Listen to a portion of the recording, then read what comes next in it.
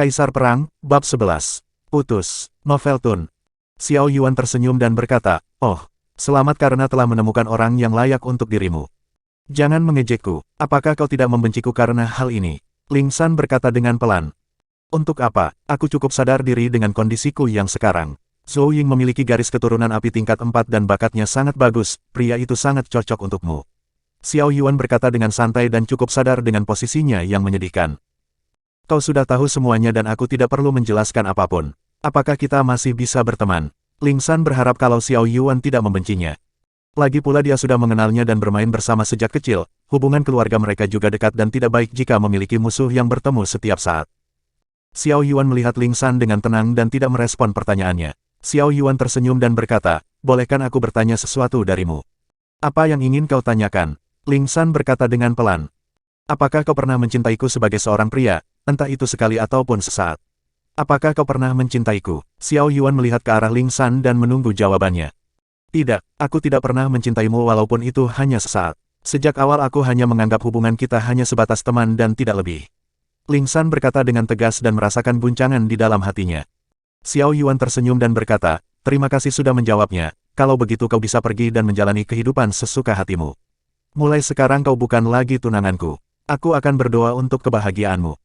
Ling San menundukkan kepalanya dan mengeluarkan botol giok yang berisi cairan obat, "Tolong terima ini. Hal ini akan membantumu dalam latihanmu." "Aku tidak membutuhkan apapun. Bukankah kau sudah paham dengan kondisiku? Aku hanya orang cacat yang tidak bisa berkultivasi. Cairan obat itu hanya akan menjadi sampah jika aku menggunakannya." Xiao Yuan menolak pemberian Ling San. "Setidaknya ini akan memperkuat tubuh fisikmu. Aku akan pergi dan sampai jumpa." Ling San menaruh botol giok di samping Xiao Yuan dan pergi.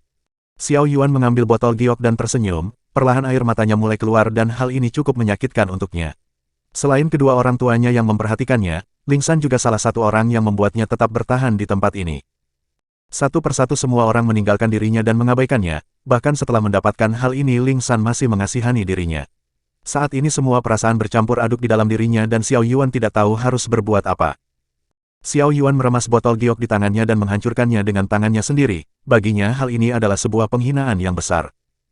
"Hah, mulai hari ini aku akan bekerja lebih keras lagi, suatu hari aku akan membungkam kalian semua dengan kekuatanku. Tidak peduli bagaimana rasa sakitnya, aku akan mencatatkan namaku menjadi yang terkuat, aku tidak akan berhenti atau menyerah sampai mati sekalipun." Xiao Yuan berkata dengan tegas. Tidak jauh dari tempat Xiao Yuan ada seseorang yang sejak awal sudah mengawasi dan menguping pembicaraan. Orang itu adalah Lei Yunting dan kedatangannya kali ini hanya untuk memberikan Xiao Yuan hadiah atas pertolongan yang dia berikan. Tapi siapa yang menyangka kalau dirinya akan melihat hal yang menyedihkan ini, sekarang dia mengerti kenapa Xiao Yuan memiliki temperamen yang seperti itu. Dirinya sendiri juga sudah salah paham dengan Xiao Yuan sebelumnya. Hidup yang dipenuhi dengan tekanan membuatnya sangat frustasi, dia hanya bisa menutupnya dengan kerja kerasnya sendiri. Tetapi karena kondisinya yang cacat membuat semua kerja kerasnya sia-sia. Lei Yunting cukup mengagumi sosok Xiao Yuan dan mengubah cara berpikir tentang dirinya. Segera dia pergi dari tempat itu dan tidak membuat kebisingan. Xiao Yuan berdiri dan bergegas masuk ke dalam kamarnya. Dia tidak memiliki banyak waktu untuk bersantai, setidaknya dia harus berlatih dan menjadi seorang murid dalam. Segera dia mengeluarkan 2 botol yang berisi darah bis harimau darah besi. Xiao Yuan membentuk sebuah segel di tangannya dan berkata, "Teknik Kaisar Perang." Darah itu mulai keluar dan memadat menjadi 2 buah kristal darah. Aura yang dimunculkan dari kristal darah sangat mengerikan dan tanpa pikir panjang Xiao Yuan langsung memakainya. Setelah beberapa waktu Xiao Yuan merasakan sensasi panas di tubuhnya, perlahan cairan hitam keluar dari tubuhnya dan kekuatan fisik Xiao Yuan mengalami peningkatan yang besar. Dantian miliknya dipenuhi dengan energi spiritual, sisa dari energi yang terbuang diserap oleh akar spiritualnya dan membuatnya paham akan sesuatu. Garis keturunan petir di dalam dirinya mulai berdebar dan naik 1 tingkat lebih kuat. Xiao Yuan sangat terkejut mengetahui hal ini, dia baru pertama kali melihat kalau garis keturunan bisa berkembang seperti ini. Garis keturunan sudah ada sejak manusia itu dilahirkan dan ditentukan saat mereka berhasil menerobos tingkat penempaan tulang. Hal ini bisa disebut bakat dalam penguasaan atribut dan keahlian mereka akan ditentukan dengan garis keturunan mereka. Keanehan yang dialaminya ini mungkin disebabkan karena beberapa hal, jika bukan karena akar spiritualnya mungkin pedang Dewa Petir menyimpan rahasia yang besar. Terlebih teknik Kaisar Perang hanya berpacu kepada peningkatan tubuh fisik dan menempaki menjadi jauh lebih murni. Walaupun hal ini sudah sangat bagus tetapi Xiao Yuan merasa ada kekurangan dalam metodenya. Ayahnya pernah berkata bahwa dalam latihan dirinya tidak boleh fokus dalam satu hal saja, dia harus menyempurnakan segala aspek dan menutupi kekurangan miliknya. Tubuh fisiknya saat ini sudah cukup kuat dan mungkin dia harus mengembangkan patihan internal dalam kultivasi. Xiao Yuan membutuhkan pil roh atau mencari tempat yang padat akan aura. Bab 12. Tetua Jiu Fan, Novel Tun. Matahari mulai muncul dan Xiao Yuan membuka matanya, tubuhnya menjadi sangat segar dan rasa sakit yang sebelumnya dirasakannya sudah hilang sepenuhnya. Saat ini kekuatan tubuh fisik miliknya dapat menyaingi kultivator tingkat penempaan tulang lapisan ketiga. Sekarang dia memiliki modal untuk menjadi murid dalam dan Xiao Yuan tidak sabar menunggu pertarungan 2 minggu dari sekarang. Jiwa Xiao Yuan masuk ke dalam liontin dan mulai mencari sesuatu. Pedang Dewa Petir bergerak ke arahnya dan Xiao Yuan menangkapnya dengan satu tangan. Sekarang pedang ini sudah terhubung dengannya dan sangat mudah untuk menyimpannya di dalam liontin. Sudah waktunya untuk memeriksa batu itu. Xiao Yuan melihat ke arah batu yang sebelumnya disimpan dengan paksa oleh liontin emas miliknya. Hajat pedang. Xiao Yuan mencoba untuk memahami arti di balik tulisan yang ada di batu itu. Tiba-tiba batu itu mengeluarkan dengungan yang sangat kuat. Ki pedang yang sangat kuat keluar dari dalam batu dan melesat ke arah Xiao Yuan. Ki pedang itu tepat menusuk dadanya dan membuat Xiao Yuan mengerang kesakitan. Jiwanya mengalami guncangan yang besar dan Xiao Yuan mulai memahami sesuatu. Setelah menerima ki pedang dengan jiwanya perlahan dia mulai mendapatkan sedikit pemahaman dalam niat pedang. Xiao Yuan mulai bermeditasi dan ki pedang terus-menerus muncul, rasa sakit pada jiwanya menjadi jauh lebih kuat. Akan tetapi dia mulai mengerti dari niat pedang yang sebenarnya yang tergambarkan pada batu itu. Setelah mengalami 121 tusukan dari ki pedang perlahan Xiao Yuan membuka matanya dan mengambil pedang Dewa Petir. Ki pedang yang kuat melesat ke arahnya dan Xiao Yuan memutar tubuhnya, dia menebas ki pedang itu dan membuatnya hancur. 5 ki pedang keluar dari dalam batu dan melesat ke arah Xiao Yuan. Melihat hal ini Xiao Yuan menebas ke depan dan memunculkan niat pedang yang sangat kuat. Kedua hal ini saling bertabrakan dan hancur bersamaan di udara. Senyum bahagia muncul di wajah Xiao Yuan, dia tidak menyangka setelah menahan rasa sakit dalam pemahamannya. Xiao Yuan berhasil memahami niat pedang yang kuat, sekarang dia bisa disebut sebagai kultivator pedang. Xiao Yuan menutup matanya dan bergumam, niat pedang pembunuh. Tidak boleh keraguan di dalam hati pengguna, lurus dan tegas. Bunuh tanpa ada keraguan. Aku tidak tahu siapa orang yang menciptakan hal seperti ini, tapi orang ini pasti memiliki pemahaman yang tinggi dalam niat pedang. Bahkan untuk menciptakan teknik pedang seperti ini bukanlah sesuatu yang bisa dilakukan oleh master biasa. Xiao Yuan perlahan membuka matanya dan jiwanya kembali ke dalam tubuhnya. Setelah seminggu lebih melakukan pelatihan akhirnya dia benar-benar menguasai niat pedang pembunuh dan memunculkan ki pedang. Aku sudah tidak makan untuk beberapa hari, sepertinya aku harus mengisi tenaga terlebih dahulu sebelum pergi ke aula kontribusi. Xiao Yuan berdiri dan mulai membuat makanan untuk dirinya. Setelah selesai melakukan kegiatannya Xiao Yuan bergegas pergi ke aula kontribusi untuk menukar bahan obat yang sudah dikumpulkan waktu. Seorang lelaki tua sedang duduk dengan malas di sebuah konter, dia adalah tetua yang bertugas untuk mencatat barang-barang dan poin kontribusi setiap murid. Tetua itu bernama Jiu Fan dan Xiao Yuan cukup akrab dengannya. Biasanya dia hanya memanggil dengan sebutan Tetua Jiu. Xiao Yuan masuk ke dalam aula dan Tetua Jiu membuka matanya. Apakah kau ingin menukarkan bahan obat lagi Yuan kecil? Tetua Jiu berdiri dengan malas. Benar, Xiao Yuan meletakkan keranjang obat di atas meja dan berkata, berapa banyak poin kontribusi yang aku dapatkan? Tetua Jiu melihat keranjang itu dan menghitung semuanya. Hanya bahan obat kelas rendah. Kau hanya akan mendapatkan 5 poin kontribusi. Baiklah, Xiao Yuan cukup puas dengan hal ini. Yuan kecil, aku akan berterus terang denganmu, tempat ini adalah neraka untuk orang sepertimu. Lebih baik kau kembali saja ke keluargamu dan hidup dengan tenang, kau anak yang baik dan aku tidak ingin melihatmu menderita. Tetua Jiu berkata dengan jujur. Aku tidak memiliki tempat untuk kembali, walaupun tempat ini adalah neraka aku tidak keberatan sama sekali. Aku percaya semua usaha yang aku curahkan tidak akan mengkhianatiku, kalau begitu aku akan pergi terlebih dahulu. Xiao Yuan memberi hormat dan berjalan keluar. Tunggu sebentar, Tetua Jiu mengeluarkan sebotol pil roh dan memberikannya kepada Xiao Yuan, gunakan ini untuk latihanmu. Sebentar lagi ada kompetisi untuk memasuki gerbang murid dalam, aku ingin lihat seberapa besar usahamu untuk maju. Terima kasih, aku tidak akan mengecewakan Tetua Jiu. Xiao Yuan menyimpannya dan keluar dari aula kontribusi. Xiao Yuan berniat untuk pergi ke gunung dan mencari bis yang layak untuk digunakan untuk mencoba bertarung. Sebuah sosok muncul di dalam kegelapan dan orang itu adalah Master Sekte Langit yaitu Liu Zi. Aku tidak tahu kalau seorang master sepertimu akan memberikan perhatian lebih padanya, tapi aku cukup senang dengan keteguhan hati bela diri murid itu. Liu Zi duduk dengan santai dan mengelus jenggotnya. Jika kau sangat suka kenapa tidak angkat saja dia sebagai muridmu? Tetua Jiu berkata dengan santai dan duduk berhadapan dengan Liu Zi. Anak itu belum memiliki kelayakan dan dengan sifatnya yang keras mungkin dia tidak akan mau menjadi muridku. Tetapi jika dia bisa berkembang dan masuk peringkat murid dalam, mungkin aku akan menawarkan kesempatan ini padanya. Liu Zi berkata dengan jujur. Bab 13. Mengecek batasan, Noveltun. Xiao Yuan kali ini kembali ke dalam pegunungan dan mencari sesuatu yang baik. Kali ini dia akan mencoba untuk masuk lebih dalam dan mencari bis yang cocok untuk latih tanding. Sepertinya aku mendengar sesuatu. Xiao Yuan mendengar beberapa orang yang bergerak ke arahnya. Segera dia naik ke atas pohon dan bersembunyi. Beberapa orang dewasa terlihat babak belur dengan noda darah di pakaian. Mereka baru saja mengalami pertarungan yang sengit dan sepertinya mereka adalah pemburu. Sialan, kita harus melaporkan ini kepada yang lainnya dan mengumpulkan orang untuk menghadapi Raja Kera Api. Kata salah seorang pria dengan kesal. Benar, jika kita bisa mendapatkan buah lilin api maka keuntungan yang kita dapatkan pasti sangatlah banyak. Mengingat buah ini dapat mengembangkan atribut api di dalam tubuh kultivator, setidaknya Sekte Langit pasti mau membelinya dengan harga yang mahal. Xiao Yuan tidak sengaja mendengar hal ini dan sedikit tertarik. Harta seperti ini tidak bisa dia lewatkan begitu saja, selama dia bisa mendapatkan buah lilin api maka menguasai atribut api bukanlah hal yang mustahil. Setelah mereka melewatinya Xiao Yuan memikirkan beberapa hal, dia harus mengambil buah lilin api terlebih dahulu sebelum mereka datang membawa banyak orang. Persetan dengan mereka, selama mereka belum mendapatkannya maka mereka tidak berhak mengklaim buah lilin api. Xiao Yuan melompat ke bawah dan mengikuti jejak yang mereka tinggalkan. Setelah beberapa waktu akhirnya Xiao Yuan sampai di lokasi buah lilin api, di sana terdapat sebuah pohon dengan tinggi 2 meter dan Raja Kera Api duduk di sekitarnya. Terlihat beberapa mayat di tanah dan mungkin orang-orang itu yang sebelumnya datang ke tempat ini dan berakhir mati. Raja Kera Api memiliki kekuatan yang setara dengan tingkat bumi lapisan pertama, ini mungkin akan sulit tapi bukan berarti Xiao Yuan akan menyerah begitu saja. Sejak awal kedatangannya ke sini untuk mencari bis yang cocok untuk latihannya, Raja Kera Api sangat kuat dan hal ini akan cocok untuk mencoba niat pedangnya. Xiao Yuan perlahan keluar dari semak dan melesat ke arah Raja Kera Api. Melihat hal ini Raja Kera Api menjadi sangat marah dan menerjang Xiao Yuan dengan pukulannya. Pukulan Raja Kera Api memiliki aura panas yang luar biasa dan Xiao Yuan tidak berani mengabaikannya. Xiao Yuan mendesaki miliknya dan atribut petir merangsang tubuhnya. Xiao Yuan memilih untuk beradu pukulan dengan Raja Kera Api dan membuatnya terpental ke belakang. Tangan kanannya seakan mati rasa dan Xiao Yuan menggelengkan kepalanya. Kekuatan tubuh fisiknya memang meningkat dengan drastis namun belum layak untuk menghadapi tingkat bumi. Sepertinya aku terlalu percaya diri dengan sedikit pencapaian. Xiao Yuan berkata dengan kesal. Raja Kera Api sekali lagi melompat ke arah Xiao Yuan dan berniat memukulnya.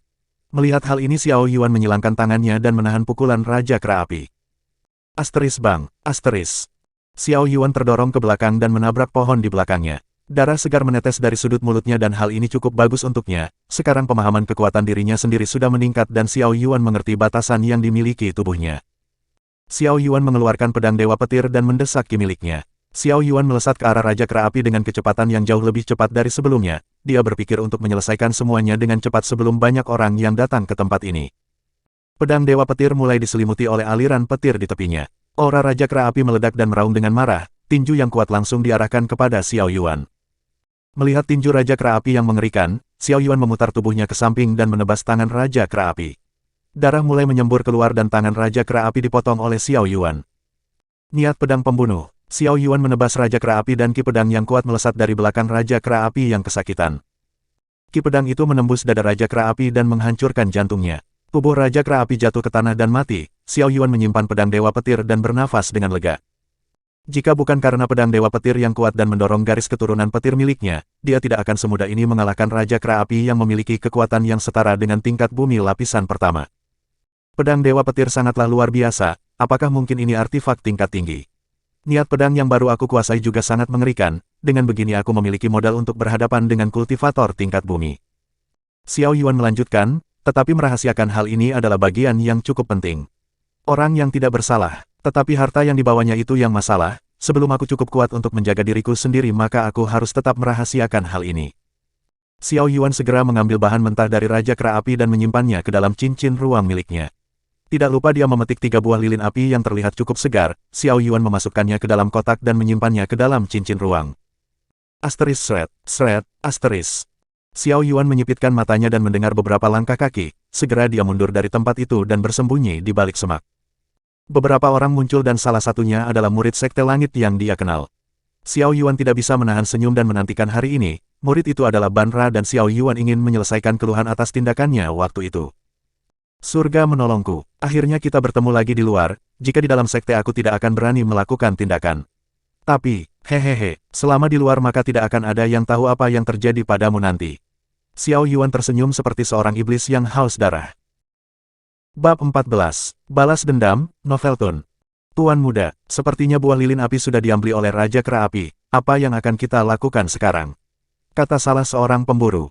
Mereka tidak sengaja bertemu dengan Banra dan berniat meminta pertolongan, tapi siapa yang menyangka kalau mereka akan dipaksa untuk menunjukkan lokasi buah lilin api. Bahkan kedua orang lainnya sudah dibunuh oleh Banra dan untuk menyelamatkan hidupnya, dia tidak memiliki pilihan lain selain menuruti keinginan Banra dan menunjukkan lokasi buah lilin api.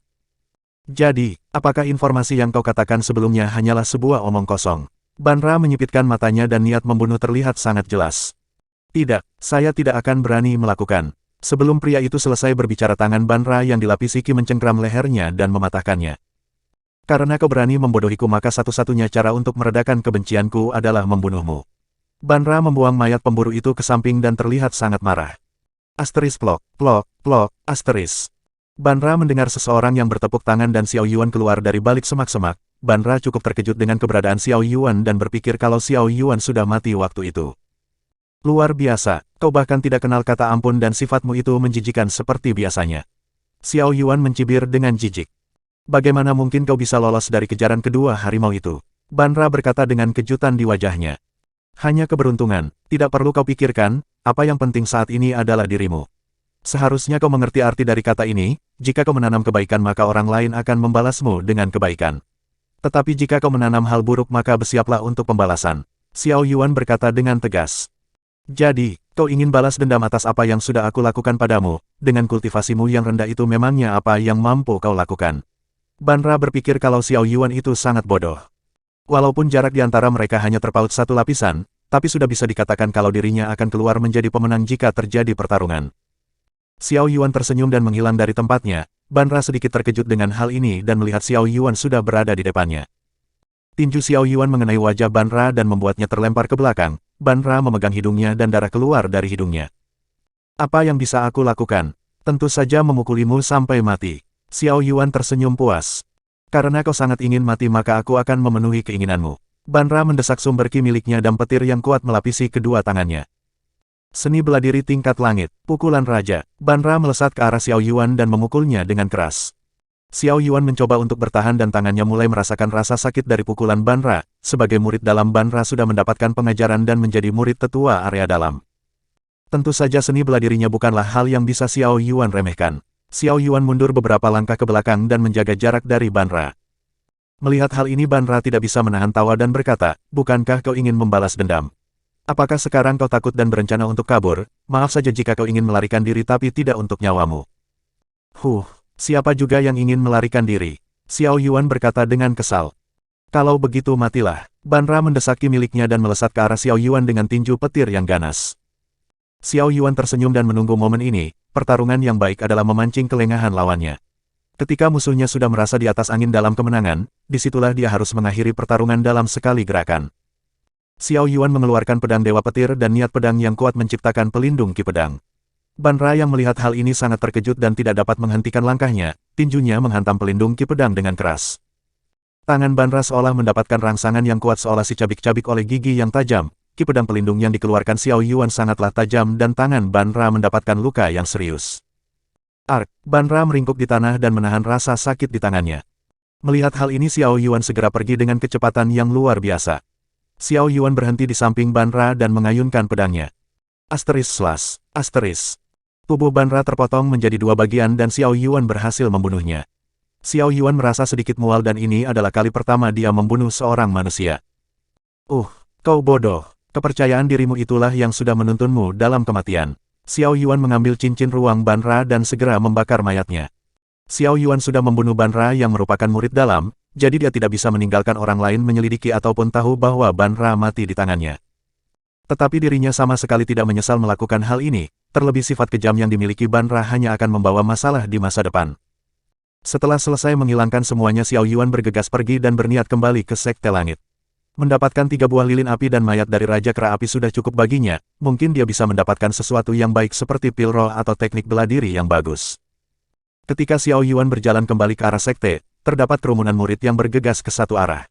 Xiao Yuan sedikit penasaran dan mengikuti mereka semua, dia mengejar salah seorang pria dan berlari di sampingnya. Saudaraku, apa yang terjadi? Kenapa kalian pergi ke arah lembah Yunwu? Xiao Yuan bertanya dengan penasaran. Apakah saudara tidak mendengar berita pagi ini? Salah seorang tetua menemukan dunia tersembunyi di sana.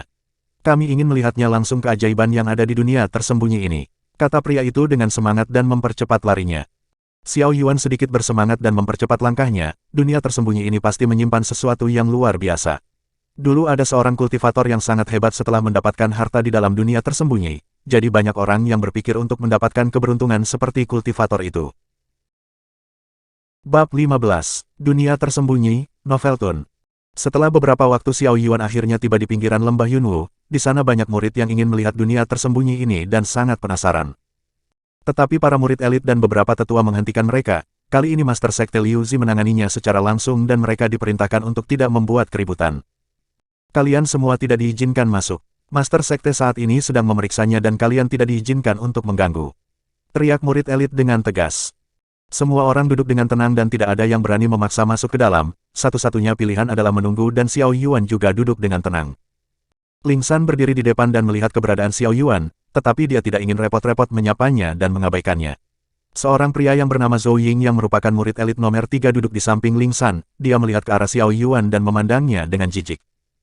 Hei, bukankah itu mantan tunanganmu yang merupakan seorang sampah?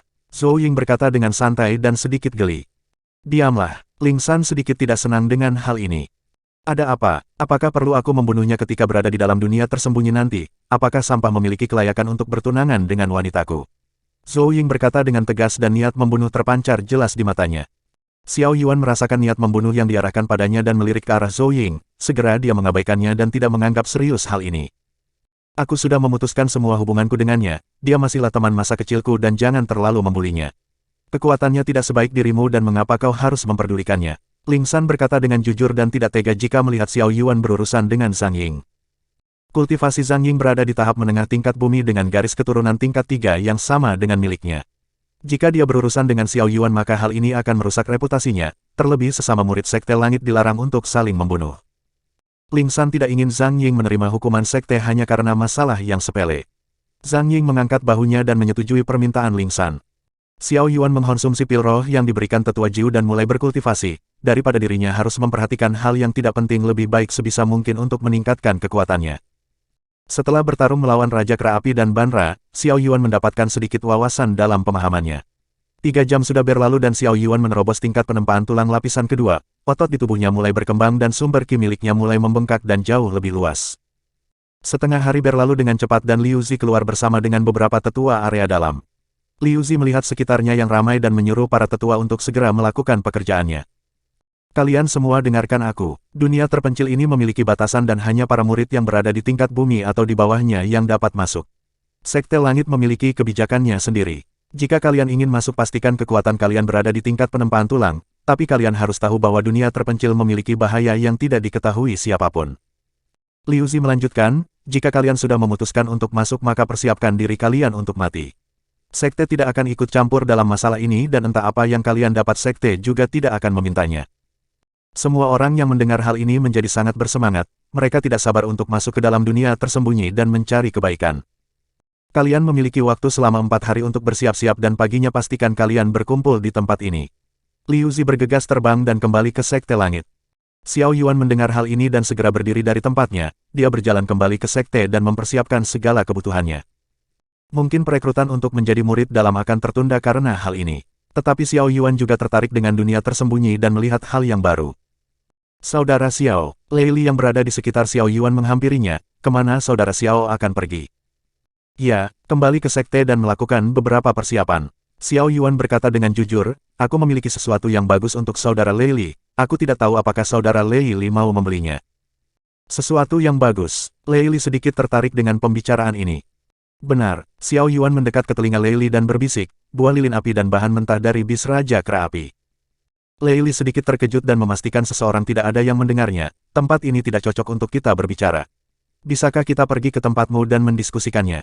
Baiklah, Xiao Yuan berjalan dengan Lei Li berdampingan dan kembali ke Sekte Langit bersama. Buah lilin api dapat meningkatkan atribut api dan hal ini sangat berguna baginya.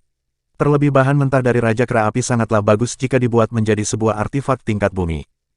Xiao Yuan tidak keberatan untuk menjual semua itu kepada Lei Li, dengan sifatnya yang bagus Lei Li mungkin bisa dijadikan rekan yang bisa dipercayainya. Walaupun nanti dia akan mengalami sedikit kerugian tetapi tidak akan jadi masalah jika membuat hubungan baik. Terlebih di masa depan Xiao Yuan mungkin membutuhkan sesuatu dari Lei Li dan ini bukanlah sesuatu yang buruk. Bersambung.